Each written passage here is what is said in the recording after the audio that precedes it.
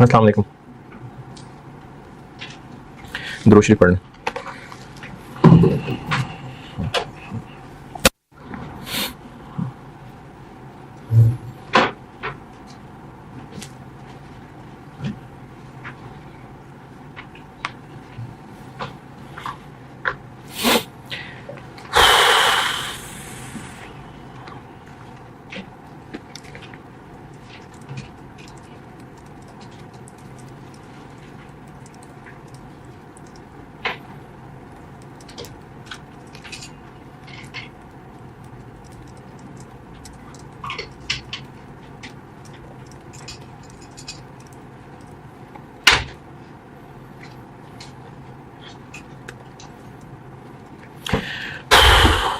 अच्छा, कभी किसी कोर्स में इतना टाइम लगा नहीं मेरे। 59 लेक्चर्स के बाद आखिरकार मैं हदीस शुरू करता हूँ। इस सेशन में ना वो बहुत मिस हो गया मुझसे। बीएफडी में भी बहुत लेट शुरू किया।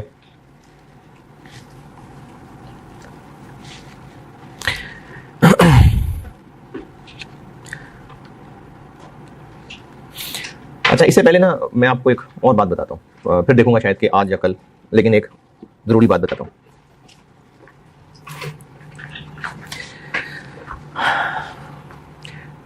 जो अभी सामने कुछ लोग बैठे हुए हैं फिजिकल क्लास में, चले खैर, हो सकता है मेरे सुनने वालों में नॉन मुस्लिम्स भी हों, हो सकता है, बिल्कुल हो सकता है। तो यू मे डिसएग्री, चले अल्लाह ताला आसानी करे। फिरौन ने खुदाई का दावा किया था। जितना भी आपने बचपन से पढ़ा सुना, क्यों किया था, या चलो क्यों किया था, शायद मेरा सवाल मुश्किल हो गया। आपको क्या लगता है कि क्या वजह रही होगी कि उसने खुदाई का दावा कर दिया?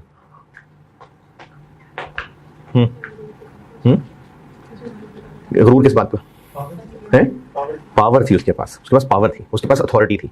अच्छा, पावर थी, वो एज ह्यूमन कोई मतलब हल्क से ज्यादा ताकतवर था? फिर है बादशाह थी, फौज थी, अथॉरिटी थी, और वो ये समझता था कि मेरा जिसको दिल करता है मार देता हूं, तो जिसको दिल करता है छोड़ देता हूं, तो खुदा हो गया।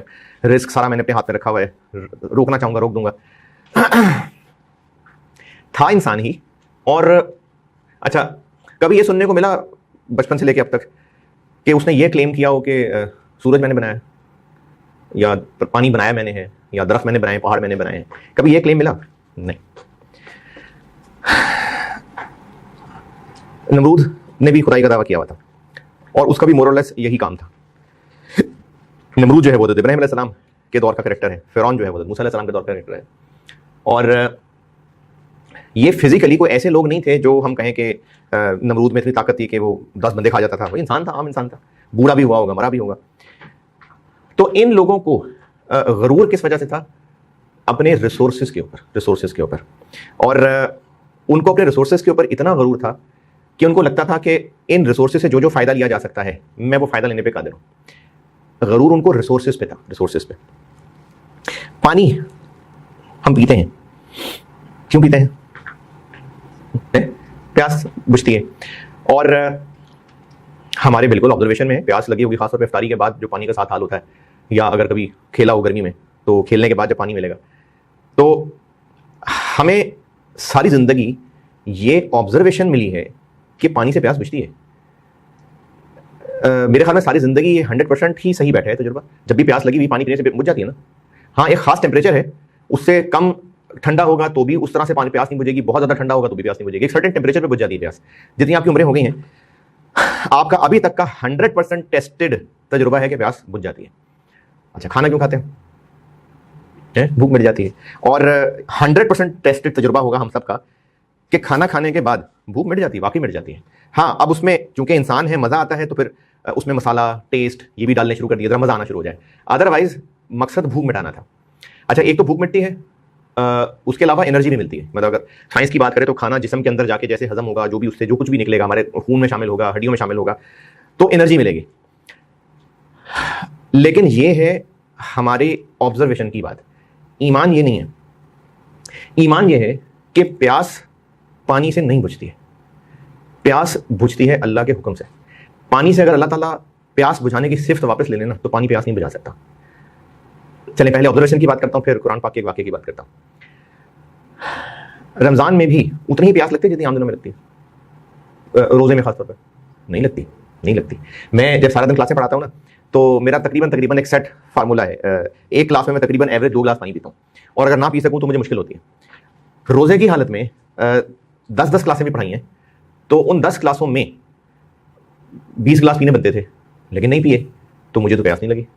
तो जिस्म तो वही है, गर्मी भी वही है, लेकिन उस वक्त प्यास नहीं लग रही उतनी। तो हमारा ईमान यह है कि पानी से प्यास नहीं बुझती है। कुरान पाक में बहुत सारे वाक़े हैं, उसमें एक वाक़या है, दाऊद अलैहिस्सलाम उस वक्त एक फौज का हिस्सा थे। तो अल्लाह ताला ने उस फौज में एक लीडर उनका मुकर्रर किया था, तालूत, और फिर उस फौज ने आगे जंग करनी थी जालूत से। तो वहां पर उस कौम के लिए अल्लाह ताला की तरफ से एक आजमाइश आनी थी। कुरान पाक का वाक़या, उसकी समरी बता रहा हूँ।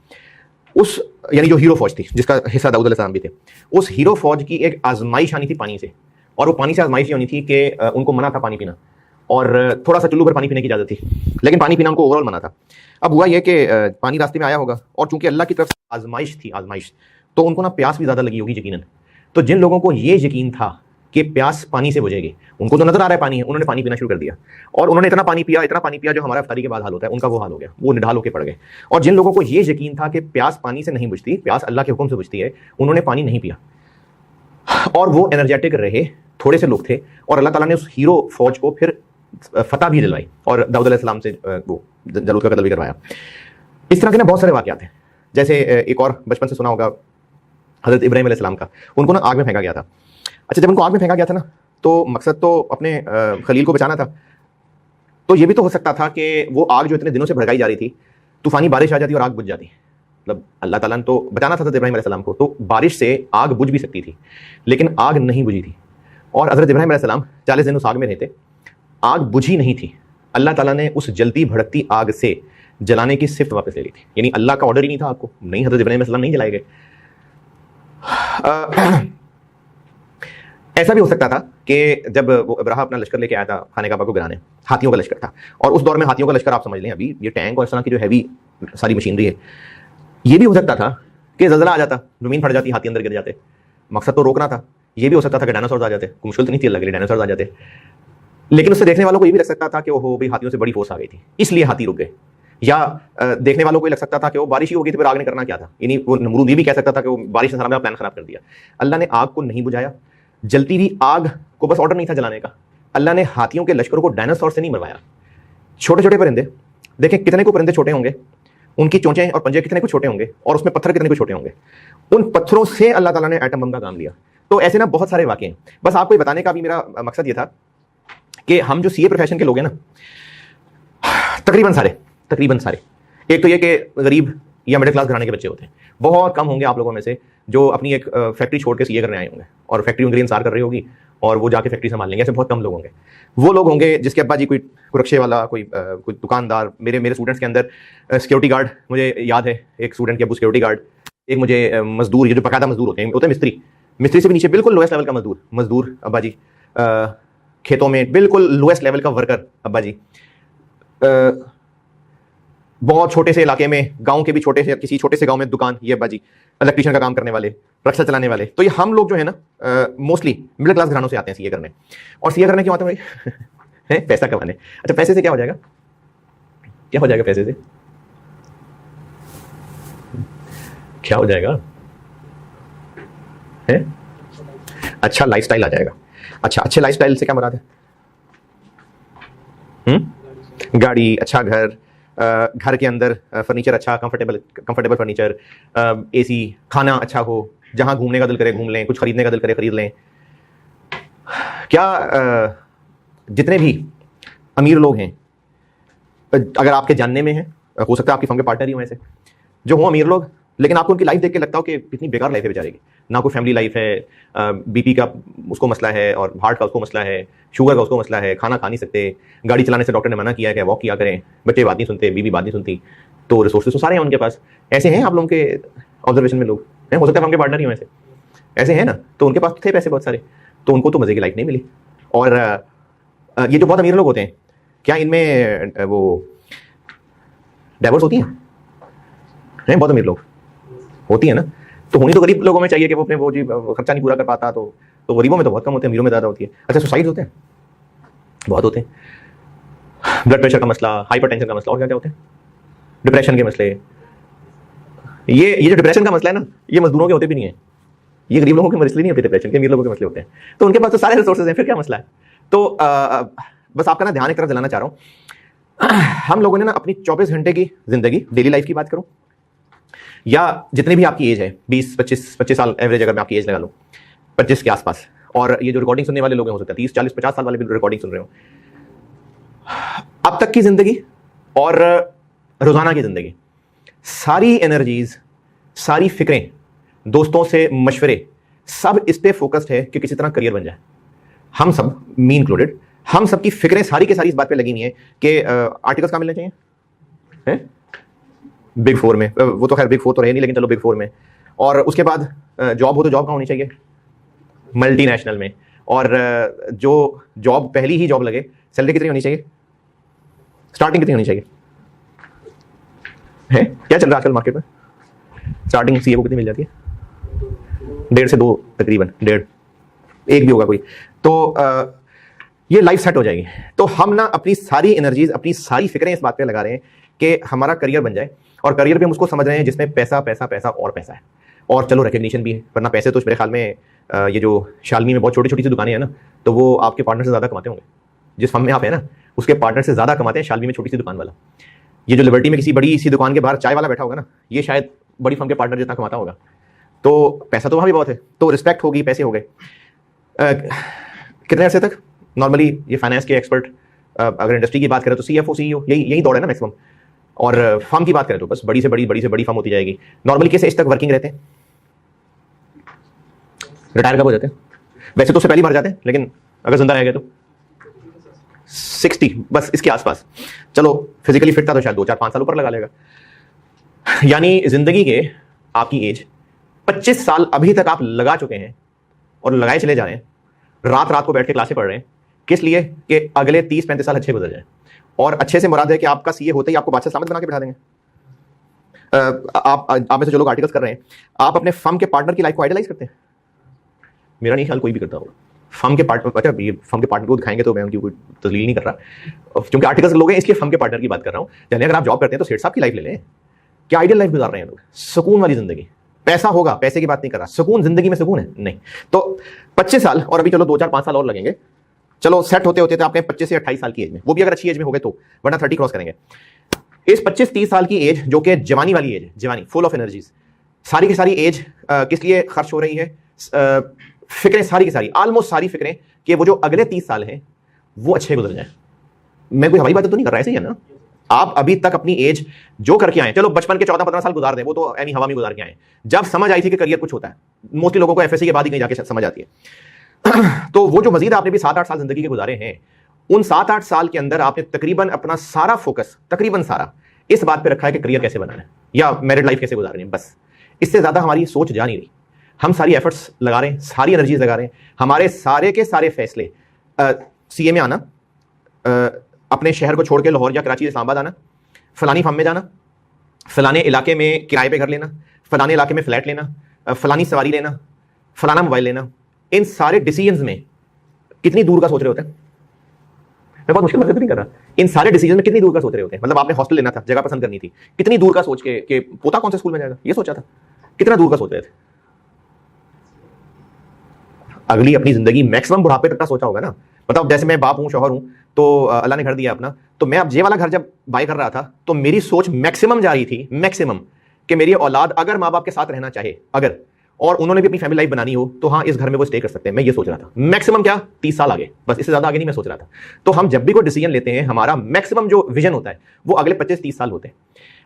हम इतने बेवकूफ लोग हैं, हम इतने बेवकूफ लोग हैं कि हम अपनी सारी की सारी एनर्जीज, अपनी सारी फिक्रें अगले उन 25-30 साल को अच्छा गुजारने पे लगा रहे हैं, जिसमें सबसे पहली बात, हमारे अच्छे की डेफिनेशन ठीक नहीं है। हम अच्छे को पैसे से रिलेट कर रहे हैं, हालांकि पैसा, बहुत पैसे वाले लोगों से मिलकर भी बैठ के देखिएगा, क्या वो अपनी जिंदगी से खुश है? नहीं है अपनी जिंदगी से खुश। हमारी अच्छे की डेफिनेशन ठीक नहीं है, हमारी कामयाबी की डेफिनेशन ठीक नहीं है। चलो अगर मान भी लें कि ओके उनकी लाइफ अच्छी गुजर रही है, चलो ठीक है, मान लिया, कितने साल? 60-65, बस। उसके बाद क्या होगा? अगर 80 साल तक जी भी गए तो उनकी लाइफ होगी। मतलब अगर आपके घर में दादाजी, नाना नानी, दादी हयात हैं, मेरी बातें समझ आ रही है कि नींद आ रही है? अगर आपके घर में कोई दादा दादी नाना नानी है तो बड़ी इंजॉय कर रहे हैं लाइफ, चिल लाइफ गुजार रहे हैं। मतलब आपकी लाइफ देखे यार दादाजी क्या मतलब टशन है इनके, क्या जबरदस्त इनके, मैं इन जैसा बनूंगा। उनको खुद पता है वो बोनस में जी रहे हैं।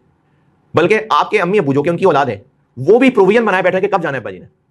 यानी उनके लॉन्ग टर्म डिसीजन में ना, अभी आपको शायद ये बात अजीब लग रही होगी, लेकिन आपके अम्मा अब्बा के कुछ डिसीजन में ये फैक्टर भी आता होगा यार अगर इस बीच अबू निकल लिया ऊपर तो क्या होगा, ये काम अभी करें कि ना करें, पता नहीं अम्मी की तबीयत आजकल खराब रहती है, अगर पीछे से कुछ हो गया तो क्या होगा। वो अभी से माइंड में प्रोविजन बना चुके हुए हैं कि आपके दादा दादी नाना नानी अगर अभी तक हयात हैं तो आपके माँ बाप के डिसीजन में कहीं ना कहीं फैक्टर आता होगा कि अभी वो जाने वाले। तो हमारी 25-30 साल की जवानी वाली जिंदगी इस फिक्र में गुजर रही है कि अगले 25-30 साल कैसे गुजरेंगे। जैसे भी गुजरेंगे मसला यह है कि गुजर जाएंगे, उसके बाद क्या होगा? उसके बाद होगी मौत। और हमारा ईमान यह है कि मौत पे ना दी एंड नहीं होगा। मौत के बाद सिर्फ इम्तिहान का टाइम खत्म हुआ होगा, जो कि इस दुनिया की जिंदगी में इम्तिहान हो रहा है। उसके बाद हमेशा की जिंदगी फिर होगी। मर गए, दुनियावी जिस्म खत्म हो जाएगा। आप चाहे मतलब हम सब चाहे किसी जानवर के पेट में जाके मरें, चाहे पानी में डूब के मरें, पानी में डूब के मरेंगे तो जिस्म गल गल के खत्म हो जाएगा, जल के मरेंगे जिस्म खत्म हो जाएगा, नहीं तो दफना देंगे तो भी जिस्म बहरहाल खत्म हो जाएगा। लेकिन उसके बाद एक दिन आना है जिस दिन अल्लाह ताला ने सारी रूहों को उनके जिस्मों समेत दोबारा जमा करना है, और उस दिन डिसीजन होना है कि या तो हमेशा की जन्नत है या हमेशा की दौलत है। और उस हमेशा की जन्नत या हमेशा की दौलत का जो डिसीजन होना है ना, वो पर्चियों की बेस पे नहीं होने की, पर्चियां निकलेंगी, लकी ड्रॉ होगा कि जिसका नाम निकला है वो जन्नत में चला जाएगा, या जिसके पास वो आर्टिकल के लिए क्या चाहिए होता है, आर्टिकल के लिए क्या चाहिए होता है अच्छी फॉर्म में, रेफरेंस। जिसके पास रेफरेंस होगा तो उसको जन्नत मिल जाएगी, जिसके पास रेफरेंस नहीं होगा तो ना उसको दुनिया में सुकून था ना बेचारे को आखिरत में जन्नत मिलेगी। ऐसा नहीं होगा। हमेशा की जन्नत और हमेशा की दौलत ये सब बेस्ड है हमारी दुनिया की जिंदगी की परफॉर्मेंस की। अब हम अपने तरफ से अपने आप को इतने अक्लमंद समझते हैं कि आप अपनी एज के अपने कजन्स, अपने स्कूल के बचपन के दोस्तों को जब गली मोहल्ले में आवारागर्दी करते देखते होंगे तो आप उनको देख के सोचते होंगे कितना बेवकूफ है। अभी आप लोग अपनी एज ग्रुप के अपने कजन्स को देखते होंगे जो कि आपके मुताबिक वक्त जाया कर रहे हैं, उनको देख के बेवकूफी लगती है ना कि बेवकूफ है वो। क्यों बेवकूफ लगते हैं? कि वो वक्त जाया कर रहे हैं, उनको जो रिसोर्सेज मिले थे, टाइम मिला था, वो उसको जाया कर रहे हैं। तो बेवकूफ हम लोग हैं कि हम अपनी सारी की सारी एफर्ट्स जिन चीजों पे लगा रहे हैं, अपने आप को सब अपने आप को देख लीजिएगा, मैं अपने आप को देखूं, अपने आप को देखें, हमारी सारी एफर्ट्स, हमारी सारी फिक्रें जो हासिल करने के लिए हैं, उन चीजों ने दुनिया में रह जाना है या आखिरत में हमारे साथ जाना है। मेरे ख्याल में 99% आइटम्स वो होंगी जिन्होंने दुनिया में रह जाना है, 99% या शायद इससे भी ज्यादा। तो हम इतने बेवकूफ लोग हैं कि हमें वो जिंदगी जो एक दफा मिली है, एक दफा, बार बार नहीं मिलनी है, इसमें हम अपने सारे रिसोर्सेज को, यानी आप ऐसे ही समझें कि आप एग्जाम हॉल में बैठे और फाइनल अटेम्प्ट है वो, उसके बाद आई कि अपने का मजीद कोई अटेम्प्ट नहीं है, और आप उस 3.25 घंटे के अंदर जहां बैठे हैं आप देख रहे हैं कि अच्छा एसी के पास बैठूं मैं जाकर, 3 घंटे तो अच्छे गुजरे ना, और ये जो टेबल मुझे मिला है ये थोड़ा मैला है, इसको मैं यहाँ से साफ कर दूं, ये बैलेंस इतना खराब हो रहा है इसको थोड़ा ठीक कर दूं, ये चेयर कंफर्टेबल नहीं है, कंफर्ट नहीं हो रही, मुझे अपना क्वेश्चन साथ लेके आना चाहिए था। आपने वहां 3 घंटे अपनी कंफर्ट एडजस्ट करते हुए गुजार दिए, आंसर शीट उस पर लिखना था कुछ, वो तो मैंने सोचा ही नहीं। अब आप वो 3 घंटे सिर्फ इस फिक्र में गुजार रहे कि किस तरह आपके वो 3 घंटे अच्छे गुजर जाए। बस इस बात को इमेजिन करके सोचें कितनी बेवकूफी कर रहे होंगे आप। तो हम बेटे इस वक्त यही काम कर रहे हैं। हमारा इस वक्त सारा का सारा फोकस इस बात पे है कि हम जो इस वक्त मुसाफिर खाने में, एक हदीस का मफहूम है कि जो दुनिया है ना, ये मोमिन के लिए कैद खाना है और काफिर के लिए जन्नत है। कैद खाना अगर उम्र कैद नहीं है तो कैद खाने में एक वक्त तक रहना होता है, उसके बाद आज़ादी होती है। और कैद खाने में रहते हुए, मतलब जेल में रहते हुए, रूल्स कौन से फॉलो करने होते हैं? जो दिल में आए या जो वहां के रूल्स हैं? जो वहां के रूल्स हैं, जो कि हमारा दिल करने के डेफिनेटली अगेंस्ट होंगे। तो मोमिन ने यहां रूल्स के मुताबिक जिंदगी गुजारनी है, और काफिर उसका जो दिल करेगा तो ये तो जन्नत में होना है, तो वो दुनिया ही ऐसे गुजारेगा कि जो दिल करेगा वो करेगा, लेकिन अल्टीमेटली मर जाएगा। तो इसलिए मैंने ज्यादा टाइम ले लिया, जो मैंने सोचा था उससे ज्यादा टाइम ले लिया, लेकिन सिर्फ झंझोड़ना मकसद था कि आप सीए जरूर करिए। अल्लाह ने एक इकोनॉमिक सिस्टम बनाया है, अल्लाह ने रोल्स दिए हैं लोगों को, फैमिली के रोल्स दिए हैं। मैं शौहर हूँ, मैं बाप हूँ, मैं भाई हूँ, मैं बेटा हूँ, ये तो खूनी रिश्ते हो गए, मतलब फैमिली रिलेशन हो गए। उसके अलावा मैं एक उस्ताद हूँ, मैं एक एम्प्लॉई हूँ, मैं एक एम्प्लॉयर हूँ, मैं एक कस्टमर हूँ। ये सब रोल्स दिए हैं अल्लाह ने मुझे, और ये सारे रोल्स कहीं ना कहीं किसी इकोनॉमिक एक्टिविटी से जुड़े हुए हैं। तो जरूर सीए करिए, बिल्कुल करिए। अल्लाह ताला ने हलाल रिस्क कमाने में, हलाल रिस्क की भी इबादत जैसी है, जरूर करिए। किसी का हक नहीं मारना, हकूक पूरे करने हैं, ईमानदारी के साथ चल रहा है, जरूर सीए करिए। लेकिन सिर्फ आपने खुद अपने तौर पर फैसला करना है कि आपकी 24 घंटे की जिंदगी में जो फिक्रें हैं, जैसे आप स्टूडेंट हैं, पता नहीं फिक्र वाली बात मैं समझा पा रहा हूँ कि नहीं समझा पा रहा। अगर आप स्टूडेंट हैं और आपके अंदर एग्जाम की फिक्र होगी तो पढ़ेंगे, एग्जाम की फिक्र होगी तो नहीं पढ़ सकते आप। हालांकि ऑफिशियली आप स्टूडेंट होंगे, लेकिन दिल में एग्जाम की फिक्र नहीं होगी ना, तो फिर आप पढ़ नहीं पा रहे होंगे। तो मैं ये करना चाह रहा हूं बस आज कि फिक्र किसी तरह से ना जो अंदर दब गई हुई है, सबके अंदर है। मेरा नहीं ख्याल मेरे सामने जो भी 2 बैठे हुए हैं उनमें से नींद तो चलो आ रही, आंखें भारी होती हैं, नजर आ जाती हैं, आंखें भारी हो रही हैं, लेकिन दिल में शक्लों से अंदाजा हो रहा है मुझे, ये किसी के दिल में नहीं आ रहा होगा कि हम बकवास यार चुप करें, ये नहीं आ रहा होगा। अंदर दिल में कहीं ना कहीं कुछ कुछ हो रहा होगा, और जो रिकॉर्डिंग सुनने वाले हैं उनको भी कहीं ना कहीं कुछ ना कुछ तो दिल में हो रहा होगा, कुछ ना कुछ खटका हो रहा होगा। तो दिल के अंदर सबके ये मौजूद है। तो सिर्फ मैंने ना गर्द हटा के सिर्फ झिझोड़ना था कि आप खुद जब टाइम मिले, बेशक आज रात को, जरा सोचिएगा कि आप क्यों आए हैं दुनिया में, और अल्लाह ने रिसोर्सेज देके भेजा है तो कल को जवाब क्या देंगे जाके, और अब तक जितनी मेहनत की है आखिरत में क्या भेजा है। यहां तो जो करना था कर लिया, आखिरत में उसका क्रेडिट बैलेंस किधर जा रहा है, बल्कि क्रेडिट बैलेंस जा रहा है कि डेबिट बैलेंस जा रहा है। तो इसलिए अपनी फिक्र अगर आखिरत ओरिएंटेड कर लेंगे ना, तो आपको दुनिया की जिंदगी गुजारने का तरीका भी आ जाएगा। जरूर करिए सीए, जरूर पैसे कमाइए, जरूर, और जिस काम में भी हाथ डालें, चाहे वो पढ़ाई है, चाहे वो नौकरी है, चाहे वो बिजनेस है, बेस्ट होना चाहिए जरूर। ये तो इंसान की नफासत है कि वो जो भी काम करे अच्छे से काम करे। अल्लाह को कमजोर मुसलमान से ज्यादा मजबूत मुसलमान पसंद है। अल्लाह को सुस्त लोग पसंद नहीं है। सुस्ती जो होती है ना, वो नाकदरी होती है। सुस्त इंसान, अच्छा सादगी और सुस्ती, सादगी और गंदगी में फर्क होता है। हम लोग सुस्ती और सादगी गंदगी को समझते हैं हम सादे लोग हैं, नहीं। अल्लाह को एक्टिव मुसलमान पसंद है। सुस्त मुसलमान तो नाकदरा होता है, वो तो नाशुक्रा होता है। तो इसलिए आप जो भी काम कर रहे हैं बेस्ट करिए। आपके वालिदैन ने आप पे रिसोर्सेज लगाए हैं, पढ़ाई कर रहे हैं, फर्म में काम कर रहे हैं, बेस्ट अपनी एफर्ट करिए। उन्होंने आपको हायर किया हुआ है, लेकिन अपनी फिक्र में टॉप प्रायोरिटी अगर आखिरत ले आए ना, तो आपको आपकी जिंदगी में बहुत सारे डिसीजंस में हेल्प हो जाएगी। आपको पता चल जाएगा कि जिंदगी में जो आप काम कर रहे हैं, कौन से कामों को छोड़ना है, कौन से काम जो नहीं कर रहे हैं उनको शामिल करना है, कौन से काम जो थोड़े कर रहे हैं उनको ज्यादा करना है, कौन से काम जो ज्यादा कर रहे हैं उनको कम करना है। ट्यूनिंग हो जाएगी। जब आप आखिरत ओरिएंटेड हो जाएंगे ना, तो आपके 24 घंटे की जिंदगी की ट्यूनिंग हो जाएगी।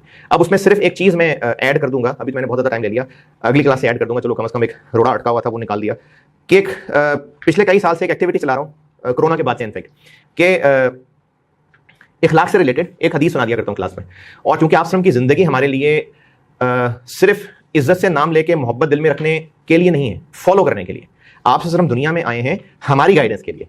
आप अल्लाह ताला की क्रिएशंस, क्योंकि अल्लाह के अलावा तो सब अल्लाह की क्रिएशंस हैं, तो अल्लाह की क्रिएशंस में से अल्लाह को सबसे महबूब हज़रत मोहम्मद सल्लल्लाहु अलैहि वसल्लम है। लेकिन वो है ना, हमारे लिए क्या है, हमारे लिए फॉलो करना है, हमने फॉलो करना है, वो हमारे लिए रोल मॉडल है। रोल मॉडल इखलाक में भी है। तो बल्कि हदीस का मफहूम है कि आप इखलाक की तकमील के लिए भेजे गए, यानी आप की जिंदगी में जो इखलाक है ना, वही कंप्लीटनेस है। तो कुछ इखलाक से रिलेटेड हदीस सुना दिया करूंगा क्लास में। उससे ही होता है कि कतरा कतरा गिरते गिरते गिरते कहीं ना कहीं कोई ना कोई इफेक्ट आ जाता। तो ये मैं कर लिया करूंगा अगली क्लास से। लेकिन अभी मेरा बस दिल था कि आपको ना थोड़ा सा झंझोड़ दूं। मैं जोड़ दिया। एक सब्सिडरी, SOFP, SOC और चेंजेस इन इक्विटी, ये डन। पिछली क्लास में मैंने एक बात की थी कि बहुत पुराना CFAP में, मेरा ख्याल है 2008-9 में शायद आए थे, 1-2-10 में आए होंगे, उसके बाद नहीं आए, कि अगर ट्रायल बैलेंस दिया हो तो ट्रायल दोबारा भी आ सकता है। तो अगर कंबाइंड SOFP और SOCI का क्वेश्चन है, अगर ट्रायल गिवन है, तो ये बहुत पहले हुआ था CFAP में और 7-8 साल पहले CAF में भी हो चुका है। तो हो सकता है दोबारा कोई ऐसी बात हो जाए। ये बता रहा हूं कि अगर ट्रायल बैलेंसेस गिवन है और SOFP SOCI का सवाल है, तो कैसे हैंडल करना है उसको।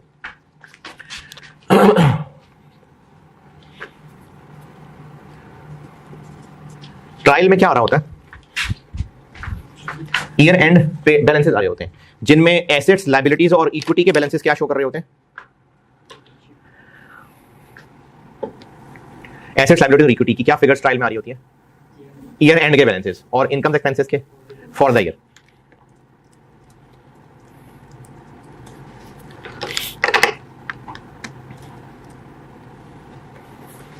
तो ट्रायल बैलेंस के अंदर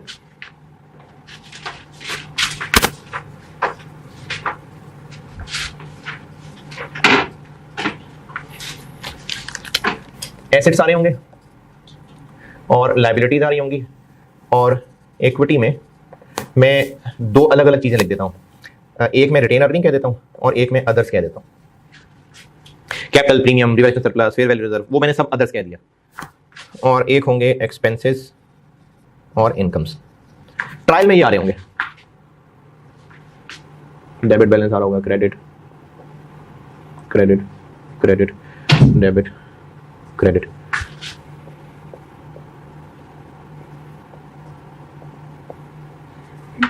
ये ट्रायल बैलेंसेस P और S के दिए हो सकते हैं।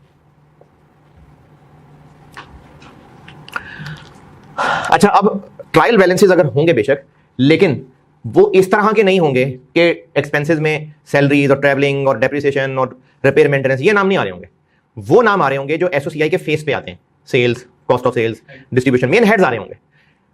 उससे फायदा यह होगा कि आपको बेशक ट्रायल दिया हुआ है, तो हमें एसओसीआई का सवाल करने के लिए पी और एस की बनी बनाई एसओसीआई से गर्ज है, या उसमें जो लिखी फिगर्स होती हैं वो फिगर्स अवेलेबल होनी चाहिए, फिगर्स होनी चाहिए ना। तो आपके पास बेशक ट्रायल है लेकिन एसओसीआई अवेलेबल है, ये एसओसीआई, इनको लें और एसओसीआई बना दे। तो ट्रायल में मौजूद इनकम एक्सपेंसेस से ग्रुप एसओसीआई बना दे।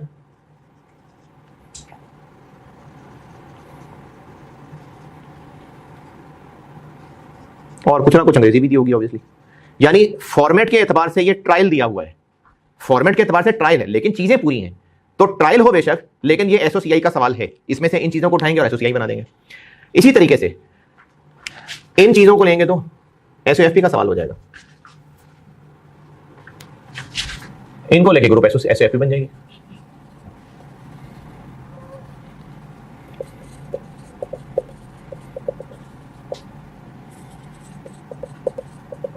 और अदर इंफॉर्मेशन दी हो सकती है। तो ये बजाहिर ट्रायल है लेकिन इनफैक्ट आपको बगैर फॉर्मेट बनाई एसओएफपी और एसओसीआई दी हुई है, तो आप इनको वैसे यूज करें जैसे पहले सवाल होता है। सिर्फ इसमें एक मसला होगा, वो एक मसला ये होगा कि अगर आप इसको बस ज़बानी समझ रहे हैं तो सुन लें, और अगर लिखना चाह रहे हैं तो पहले लिख लें, फिर मैं आपको मसला बताता हूं कि इसमें मसला क्या है।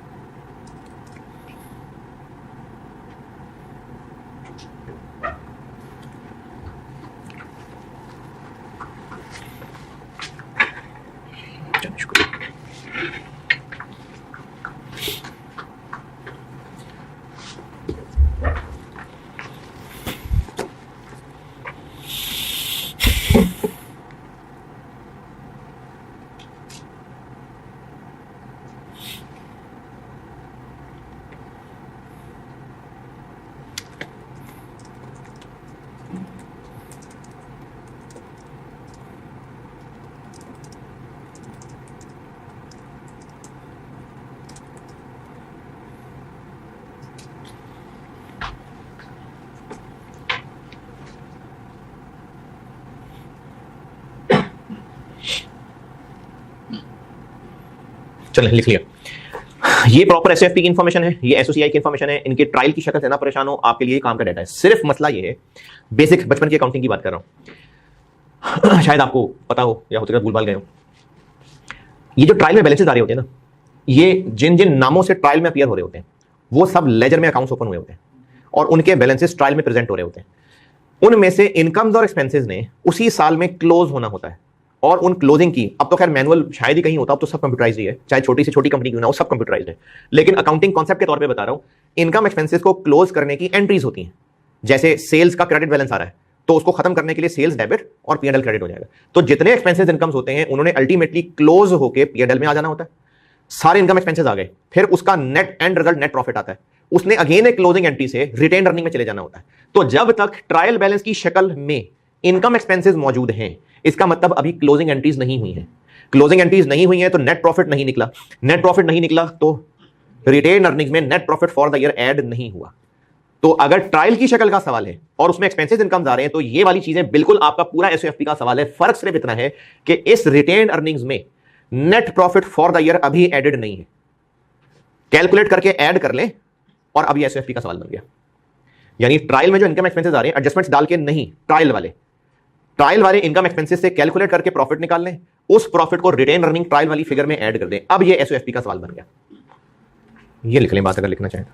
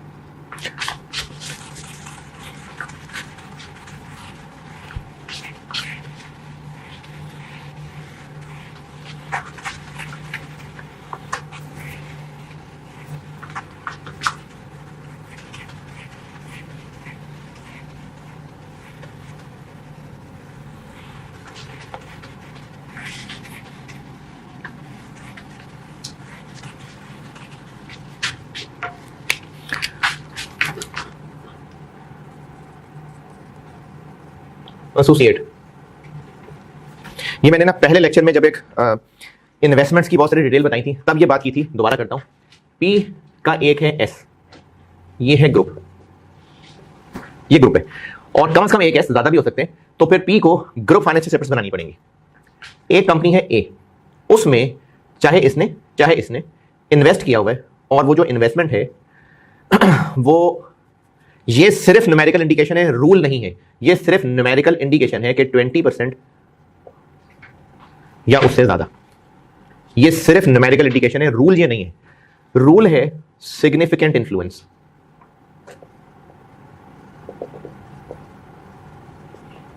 इन अदर वर्ड्स आप समझ लें, जैसे किसी भी असेंबली में अपोजिशन होती है, तो अपोजिशन समझ लें, ये अपोजिशन है, मर्जी इनकी नहीं होगी लेकिन शोर शोर खूब डाल लेंगे। तो किसी कंपनी में इतने शेयर्स होना जिस पे कंट्रोल ना सही लेकिन उनको टफ टाइम दे सके कंट्रोल करने वालों को, तो उसको सिग्निफिकेंट इन्फ्लुएंस कहते हैं, जो कि न्यूमेरिकली स्पीकिंग रूल नहीं है, जनरली 20% से आ जाता होता है। तो इसको कहेंगे एसोसिएट। और इसमें चूंकि पैसा इन्वेस्ट किया हुआ है तो इन्वेस्टमेंट इन सब्सिडरी भी थी, इन्वेस्टमेंट इन एसोसिएट भी है। सब्सिडरी में जो इन्वेस्टमेंट की गई थी पी की अपनी बुक्स में, वो जिस भी वैल्यू पे, जिस भी आईएस के तहत आ रही थी, कंसोलिडेशन में क्या हुआ, उस इन्वेस्टमेंट को हटा के उस दरवाजे से सब्सिडरी के एसेट्स लायबिलिटीज ले आए। यानी जो पेरेंट ने सब्सिडरी में इन्वेस्टमेंट अपनी बुक्स में शो की हुई थी, हमने वो फिगर हटाई, उसकी जगह एस के एसेट्स, एस की लायबिलिटीज और साथ एनसीआई, उनको बैलेंस शीट में जगह दे दी। पेरेंट ने जो एस में इन्वेस्टमेंट की हुई थी वो पेरेंट की बुक्स में मौजूद थी। ग्रुप बैलेंस शीट, ग्रुप एसोसीआई बना के क्या किया, हमने उस इन्वेस्टमेंट को हटाया, उसकी जगह एस के सारे एसेट्स, सारी लायबिलिटीज और साथ मजबूरन एनसीआई वालों को भी बुला लिया। ये हो गई कंसोलिडेशन। एसोसिएट में जो इन्वेस्टमेंट की जा रही है उसको भी कुछ प्लस माइनस करके एक फिगर पे शो किया जाता है। यानी ये जो इन्वेस्टमेंट इन एसोसिएट है इसको कंसोलिडेट तो नहीं करते, यानी एसोसिएट की इन्वेस्टमेंट के बदले उसके सारे एसेट्स लायबिलिटीज को कंसोलिडेट नहीं कर लेते, लेकिन कुछ ना कुछ प्लस माइनस करते हैं। तो वो जो कुछ ना कुछ करते हैं उसको इक्विटी मेथड कहते हैं। इन्वेस्टमेंट इन ए को ग्रुप बैलेंस शीट में जिस तरह जिस वैल्यू पे प्रेजेंट करना होता है, जो भी प्लस माइनस करना होता है, उस सारी मेहनत को इक्विटी मेथड कहते हैं। अब मैं आपको इक्विटी मेथड सिखाने लगा।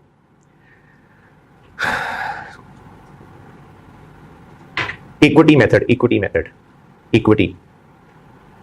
तो investment in a group financial statements में जिस तरह से प्रेजेंट होगी, जो जो कुछ प्लस माइनस होगा, इस सारी मेहनत को इक्विटी मेथड कहते हैं। पहले मैंने सब्सिडरी पढ़ाते हुए एसओएफपी कराई थी, यहां भी हम लोग पहले एसओएफपी पढ़ते हैं, पहले ग्रुप एसओएफपी पढ़ाने लगा। और जिस तरह एसओएफपी पढ़ाते हुए मैंने बेसिक प्रोसीजर सिखाने के लिए 6-7 एग्जांपल्स कराई थी, यहां पर बेसिक प्रोसीजर सिर्फ एक एग्जांपल से कराने लगा हूं, उसके बाद फिर एडजस्टमेंट्स कराता हूं।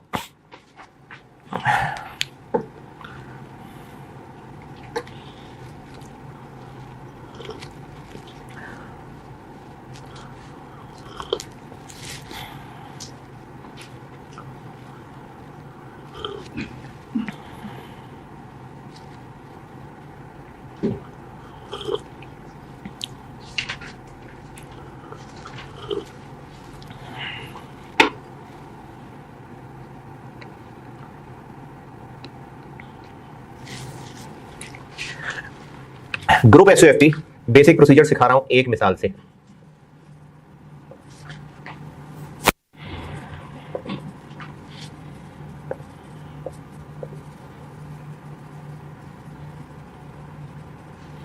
एक एग्जांपल से इक्विटी मेथड का बेसिक प्रोसीजर सिखा रहा हूं।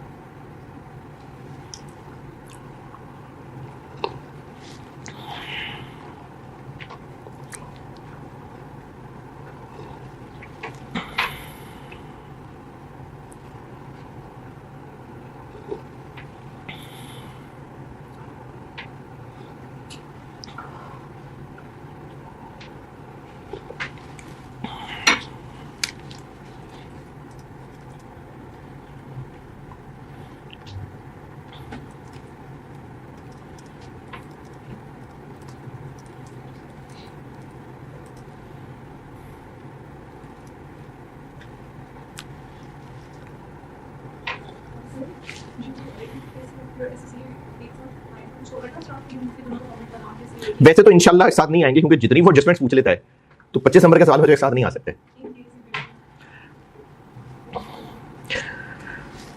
चलें फर्ज करें आ जाते हैं, तो फिर दोनों को अलग अलग चलाएं।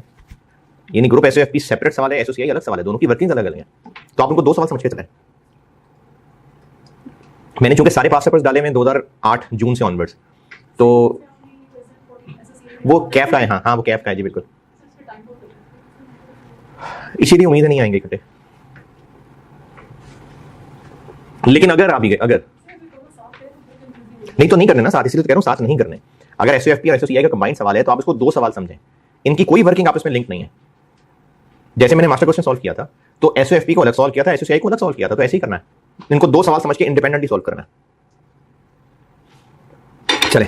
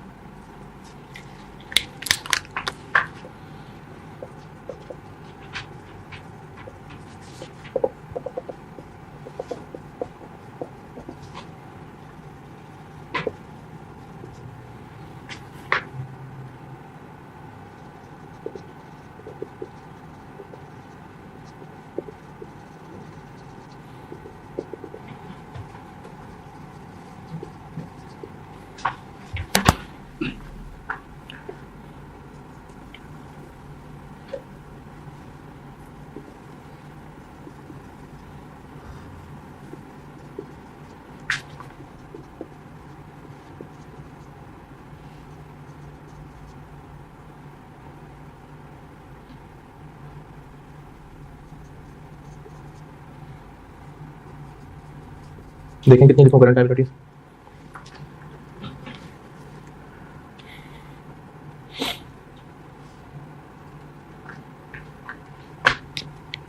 हाँ 41।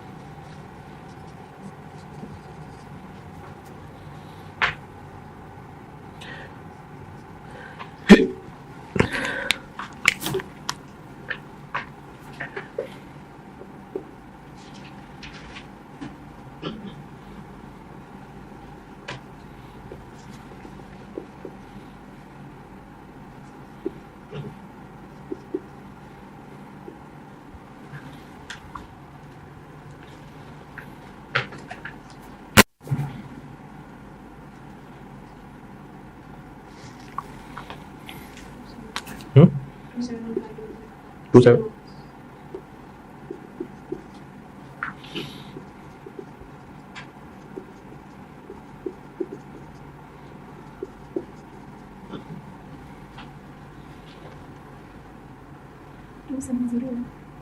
Two seven zero. हाँ जीरो होगा। ये क्या बना देखें। नहीं लाइब्रेरीज बहुत सारी आ जाएंगी। हम देखें करंट लाइब्रेरीज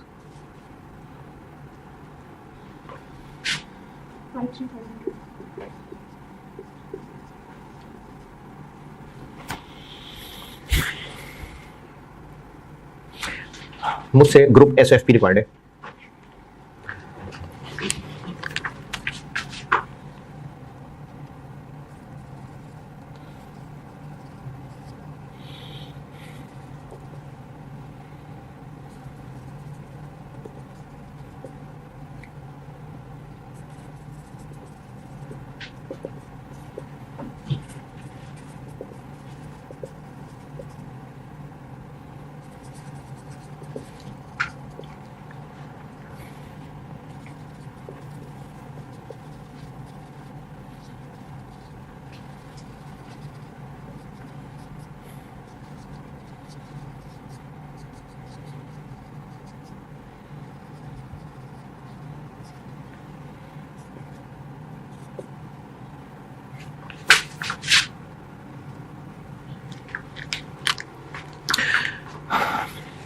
चल सवाल लिखें पहले, फिर मैं चलता हूँ आगे।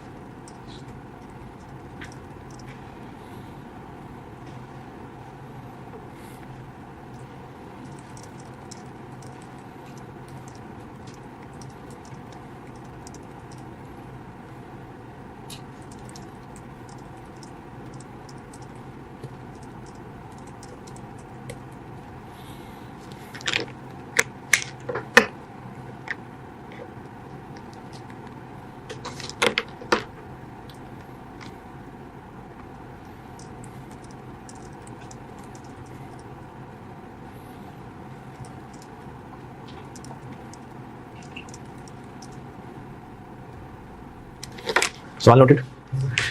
पेरेंट का ए पे कंट्रोल है तो फिर कंसोलिडेशन भी नहीं होगी, P+S बस। PP 110 और 100। अदर इन्वेस्टमेंट्स 20 और 15। Current assets 60 + 50। Current liabilities plus capital किसका, सिर्फ P का। PP 210। गुडविल करते हैं, वर्किंग इन्वेस्टमेंट इन्हें नई चीज़ है जो सिखानी है। Other investments 35। Current assets 110।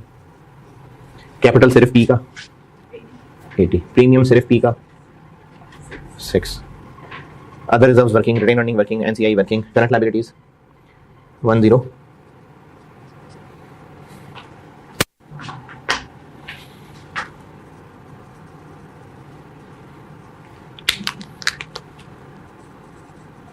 Parent की एस में इन्वेस्टमेंट 64। एनसीआई कितने शेयर्स एनसीआई के पास है? एनसीआई के पास कितने शेयर्स हैं? कितने? 800। एस के 4000 शेयर्स हैं, 80% हमने ले लिया, 3200 शेयर्स हमने ले लिए, 800 रह गए उनके पास। कितना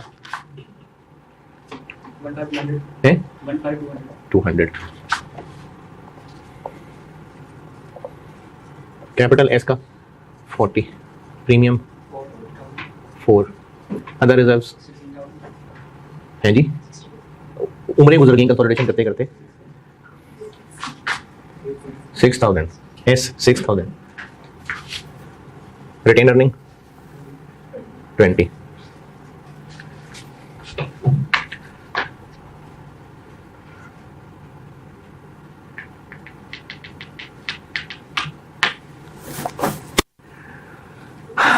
हम्म 70।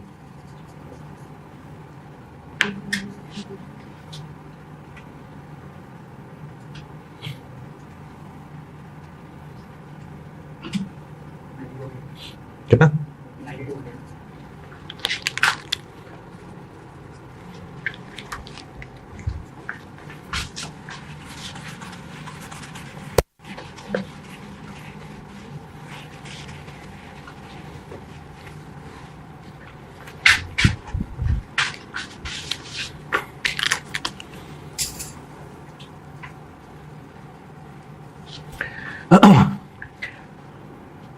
'P' और 'S' का कॉलम बनाते हैं ना, एक जगह रखिएगा अभी, मतलब वो मैं एक और बनाऊंगा अभी। S पर SFP 33 और 16, अब आएगा 16 लेस 3 6।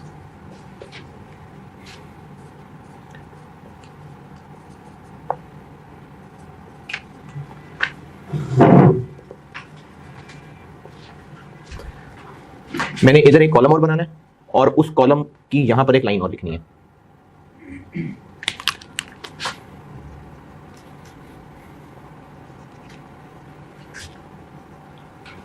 इसी तरह रिटेन अर्निंग में भी यहां एक कॉलम बनाना है।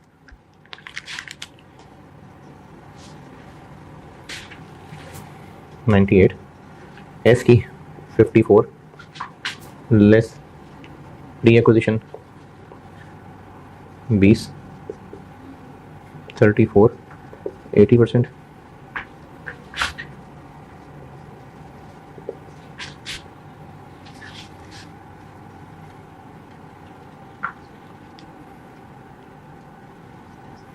हम्म 27200। अच्छा, यहां पर भी एक लाइन लिखूंगा और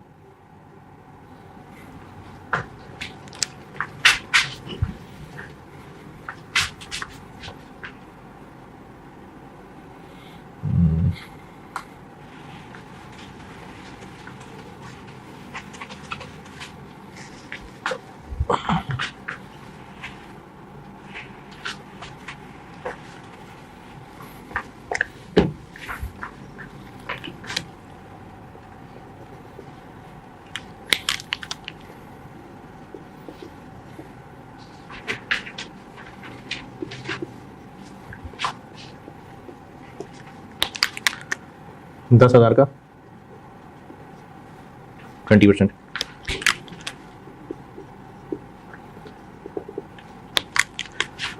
$34,000 का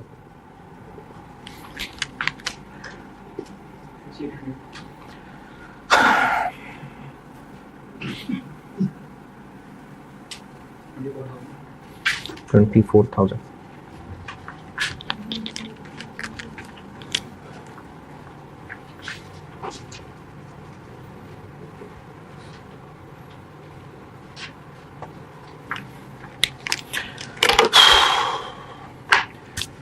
यहां तक अगर किसी को कुछ पूछना है तो उसको शर्म आनी चाहिए।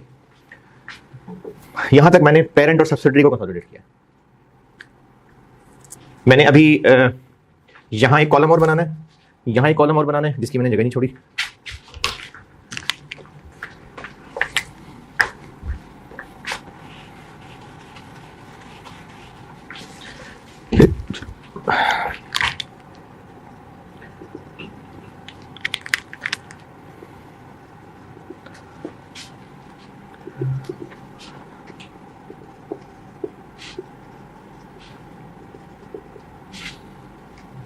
60।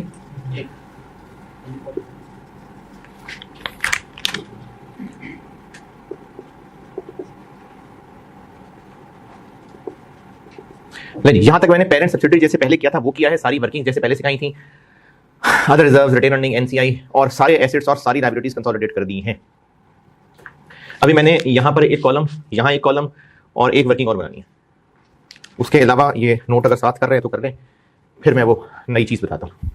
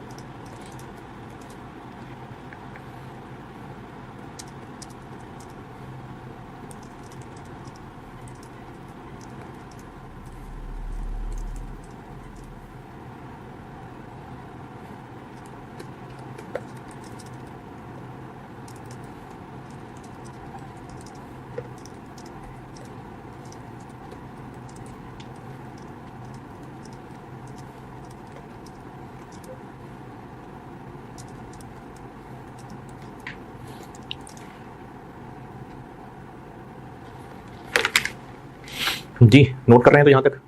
अच्छा, अब इक्विटी मेथड समझाता हूं, छोटा सा पॉइंट है, फिर ये वाली क्लास खत्म करता हूं।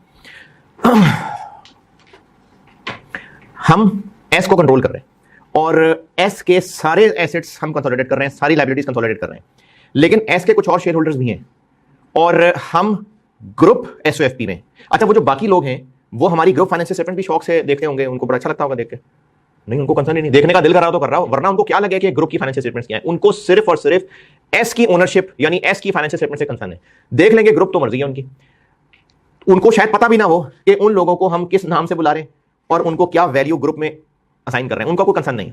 लेकिन हम ग्रुप में उन लोगों को एनसीआई कह के एक वैल्यू से शो कर रहे हैं। और अगर कैलकुलेशन की बात करें तो ये वैल्यू कैलकुलेट हो कैसे रही है, एक्विजिशन डेट पे जो एनसीआई की वैल्यू थी प्लस उसके बाद जो मजीद एस ने कमाया और एनसीआई का हक और बढ़ गया, इस टोटल अमाउंट को हम कहेंगे कि आज एस की इक्विटी में एनसीआई का इतना हक बनता है।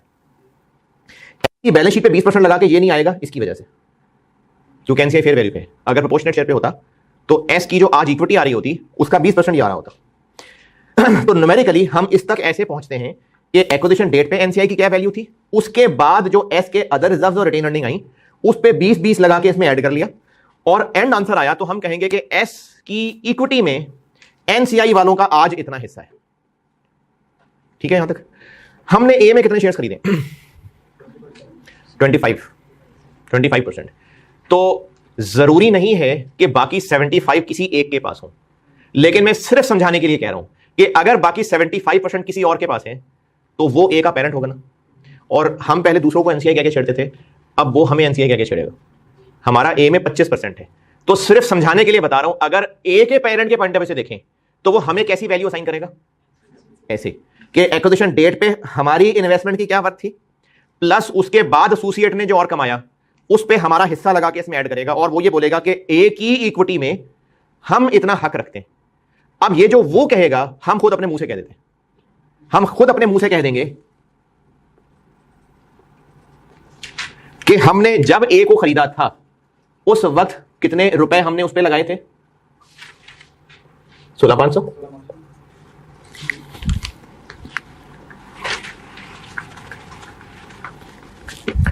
ये इस तरह की चीज बन गई। उसके बाद ए ने मजीद जितने अदर रिजर्व्स कमाए और ए ने मजीद जितनी रिटेन अर्निंग कमाई उस पे 25-25 लगा के हम यहां ऐड कर लेते हैं, तो वो हम इसी वर्किंग में ही दिखा लेते हैं। आज ए के अदर रिजर्व्स कितने हैं एसएफपी में, तब कितने थे,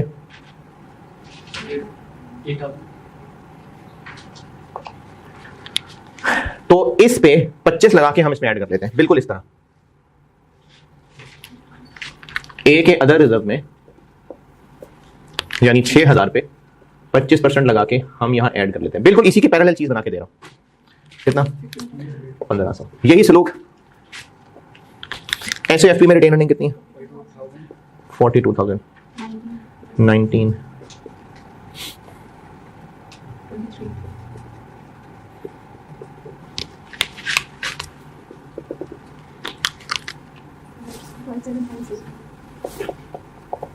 जी 57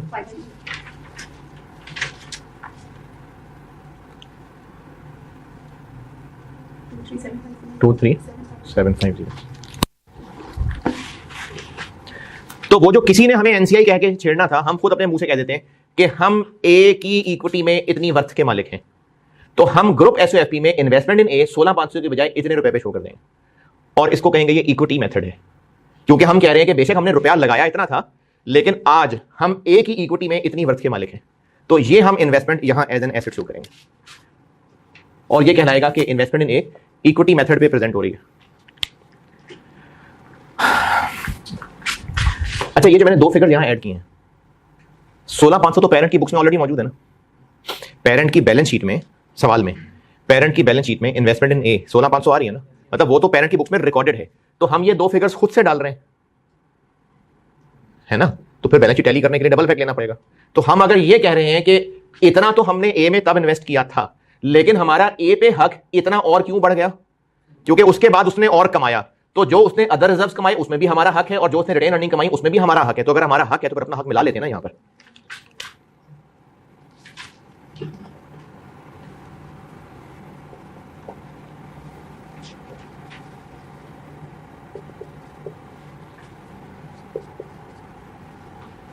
तो 1500 यहां ऐड और वहां ऐड, 5750 यहां ऐड और यहां ऐड, तो balance sheet tally. Other reserves क्या बन गए, 42 और रिटेन अर्निंग्स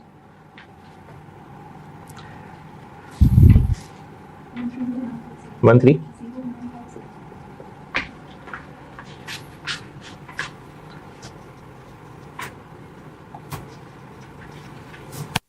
देखें एसएफपी इंशाल्लाह टैली हुई होगी, चेक कर लें।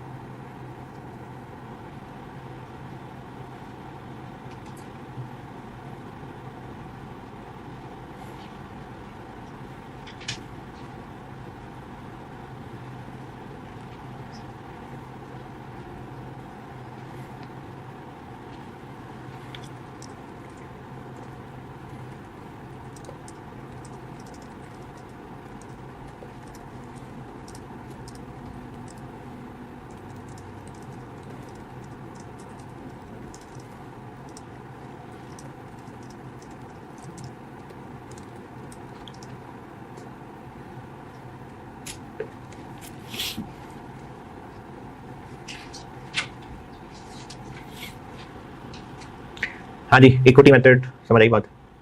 चलें, ये इक्विटी मेथड है एसओएफपी। अभी नमाज के बाद मैं आपको एडजस्टमेंट्स कराता हूँ और फिर इनकम स्टेटमेंट की एडजस्टमेंट कराता हूँ। ठीक है, 59 बस।